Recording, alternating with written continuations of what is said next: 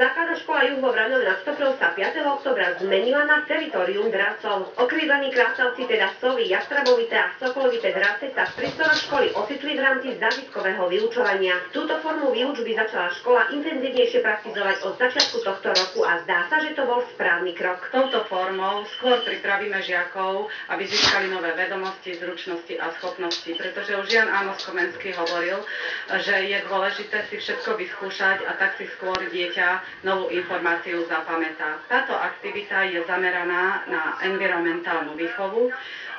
Stretnú sa tu žiaci s množstvom dravcov vďaka spoločnosti Zajferus. Subafrickí jaraby pochádzajúci zo strednej Afriky, americký orol bielohlavý, sokol rároch, myšiak hovorný, kaňur okruhlochvostý, haja, sova plamienka driemava a ďalšie operené dravce prišli do Vranova z Južnej Moravy, a to priamo zo záchrannej stanice. Tam nám lidé přináší různé dravé ptáky, které většinou poraněné, my je potom léčíme a vracíme zpátky do přírody. A navíc takhle pořádáme akce, takové vzdělávací programy pro základní školy i pro veřejnost, a během té letové ukázky se jednak žáci dozví základní informace o těch dravcích a sovách.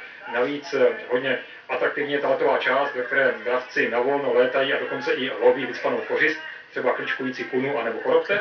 A samozřejmě také některé děti mohou si dravého ptáka například na ruku zavolat, anebo si naopak dravce z ruky na oblohu vypustit. Vypušťala som háju červenú a je to aj hája hrdzava.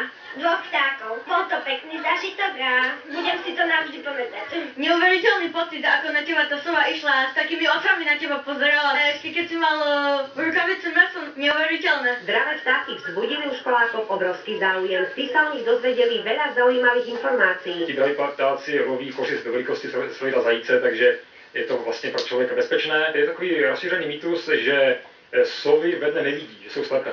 Ale je to hloupost, sovy vidí výborně i ve dne. Ovšem ve dne se neobjevují, protože ve dne na sovy útočí denní ptáci. Počas pútavého stretnutia s naozaj atraktívnymi druhmi zdravých vtákov prišla školopovinná mládež aj na to, že tieto dravce vôbec nereagujú na zvuk píšťalky. U nich je hlavní potrava. Ten dravec musí mít zájem potravu a tím pádem se k nám vrací, protože dostane buď na rukavici, anebo na té kořisti, kterou u nás uloví, dostane nažrat. V rámci zážitkového vyučovania už navštívili školáci ovocný sad, taktiež ordináciu dentálnej hygieničky, stretli sa z očí v oči s operenými dravcami, no a na budúce to má byť aktivita venovaná kultúre. Každopádne stretnutie s zdravými vtákmi stálo naozaj za to. Já si myslím, že to byla jedna z těch nejlepších akcí, které jsme zatím rozdělali.